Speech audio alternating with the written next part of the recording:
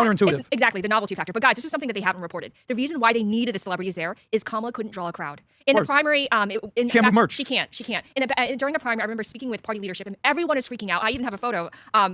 Joe Biden couldn't get like 5 people there. So we had to move the back wall of buildings to push everyone together to make it seem like the room is full. And the cameras are trained to the front row, not to the back, to make sure that it seemed like that people were actually there. So they overlearned the lesson. That's why they got people like Christina Aguilera and Usher to fill up the room to get them out first. Yeah. And they made the mistake of having Beyonce come out at her Texas rally first, because as soon as she did, everyone started pouring. By the way, isn't this ultimately a good thing? Meaning you could throw all the crap at the wall and it still doesn't. But remember that this conversation was prompted by the corruption. Yeah. Are they going to go after him? Here's what I think is going to happen. I hope they do. There's 2 things that's going to happen.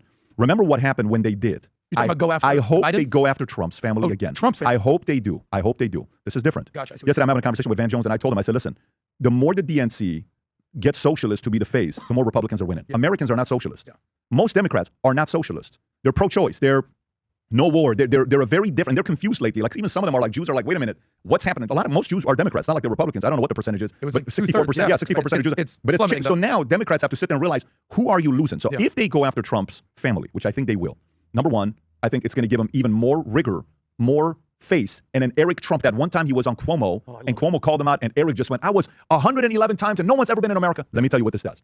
Crazy prediction. If they go after Trump's family, I think Eric Trump will suddenly move up on the list of presidential candidates. Absolutely. I think if they go, again, I haven't said this, if they go after Trump's family, Eric Trump's the #1 candidate in the Trump family to run for office, more than Don Jr., and I like Don Jr. Eric goes. Stable wife, solid wife. Laura's a monster. Laura's she could be she's like a first lady type. I think Eric, if they do that, they're handing Eric Trump the presidency. I'm just telling you, I think Eric Trump, let me just finish my thoughts.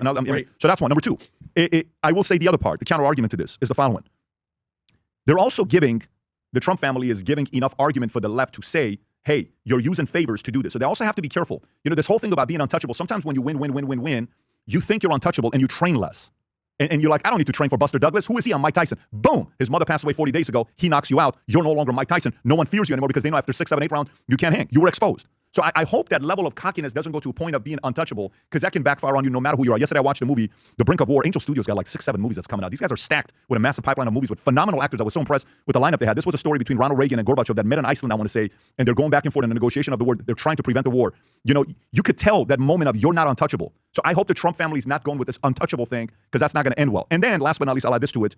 If they do, Biden's handed Trump the biggest thing that I wish they wouldn't have done, which is what? They're going to self-pardon the entire family. They're going to be giving away preemptive pardons to the family left and right. And guess what? They can say anything they want, and Democrats can't say anything. You know what clip's going to go viral?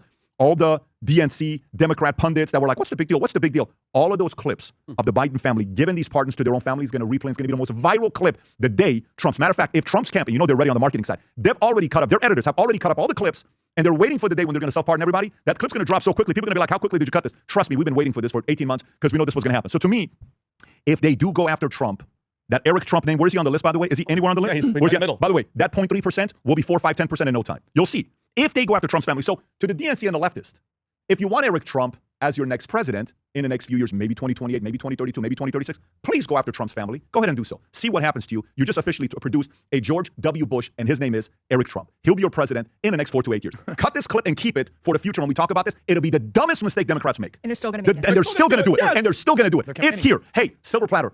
Mr. Eric Trump, congratulations. You're our 49th president. You're our 48th president. Watch when this takes place. By the way, both him and Don Jr. are formidable, so things can change. Of course. Because, you know, people have to see a stable wife that's a little bit long-term, and he's kind of working through it. Eric's wife is super. We know who she is. And you're right. But you don't remember that photo that Eric is sitting there with a Trump 2028 hat? Yeah. It's like, come on, bro, just little breadcrumbs. People are not watching Eric. Let me tell you. He's white. He was there at the 250 race. He's smooth. He's good. He's battle-tested. He's a stud. I saw his high school pictures the other day. I'm like, this guy was a little bit of a, you know, you could tell he was a troublemaker. He has that look in it. Can you pull up Eric Trump's high school picture? You can tell this guy was like, you know, he has his own thing as well that he wants. Can you pull it up? Let me see what he looks like. High school photo. There's a couple rebellious pictures. Yeah, top left. Not that one. There was another one I saw. Both of them. Don Jr., you know, had a little bit of a flair, but we'll see. We'll see. Well, I think ultimately what you're saying is like what Justin Timberlake said.